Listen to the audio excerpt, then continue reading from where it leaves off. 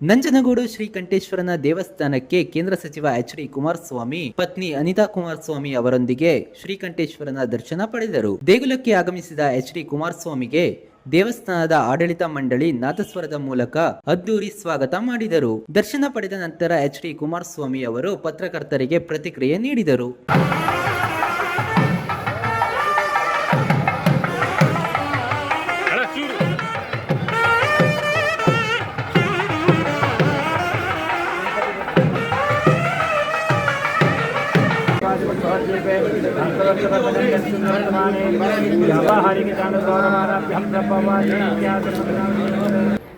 ನಂಜನಗೂಡಿನ ನಂಜುಂಡೇಶ್ವರನಿಗೆ ಪ್ರಾರ್ಥನೆ ಸಲ್ಲಿಸಿ ದೇವರ ಒಂದು ಅನುಗ್ರಹವನ್ನು ಬೇಡ್ತಕ್ಕಂಥದ್ದು ಒಂದು ಭಾಗ. ಅದರ ಜೊತೆಯಲ್ಲಿ ಇವತ್ತು ಕಳೆದ ವಾರ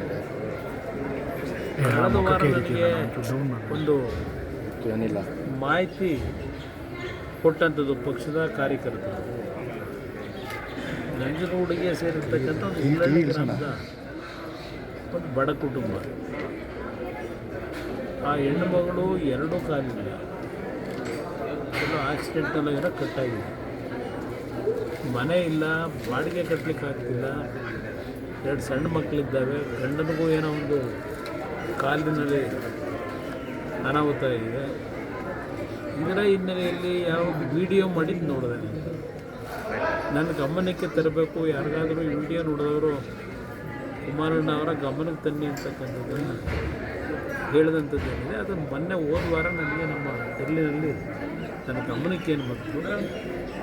ಆ ಹಿನ್ನೆಲೆಯಲ್ಲಿ ನಮಗೆ ನಾಡಿಗೆ ಒಂದು ಎಲ್ಲರಿಗೂ ಶಕ್ತಿ ತುಂಬತಕ್ಕಂಥ, ಸುಖ ಶಾಂತಿ ಕೊಡ್ತಕ್ಕಂಥ ದೇವರು ಒಂದು ಬರ.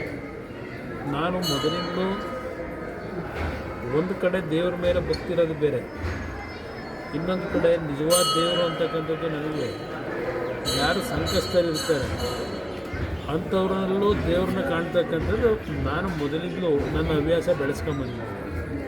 ಆ ಹಿನ್ನೆಲೆಯಲ್ಲಿ ಆ ಕುಟುಂಬದ ಪರಿಸ್ಥಿತಿಗಳೇನಿದೆ ನೋಡಿ ನಾನೇನು ನನ್ನ ಕೈಲಾದ ಮಟ್ಟಿಗೆ ಅವ್ರಿಗೆ ನೆರವು ಕೊಡ್ತಕ್ಕಂಥದ್ದಕ್ಕೆ ಪ್ರಯತ್ನ ಪಡಬೇಕು, ಚರ್ಚೆ ಮಾಡ್ತಕ್ಕಂಥದ್ದು. ಈಗ ಹುಲ್ಲಳ್ಳಿಗೆ ಹೋಗ್ತಾ ಇದ್ದೀನಿ, ಅದು ಮುಗಿಸ್ಕೊಂಡು ದಿಶಾ ಮೀಟಿಂಗ್ ಸಭೆಯಲ್ಲಿ ಭಾಗವಹಿಸ್ತೀನಿ.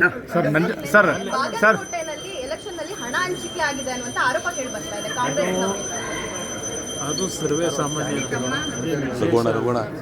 ಚುನಾವಣೆ ನಡೆಯೋ ಪದ್ಧತಿ ಏನು ಅನ್ನೋದು ಪ್ರತಿಯೊಬ್ಬರಿಗೂ ಗೊತ್ತಿರತಕ್ಕಂಥದ್ದು. ಅದರ ಬಗ್ಗೆ ನಾನು ಚರ್ಚೆ ಮಾಡೋದು ಅನವಶ್ಯಕ.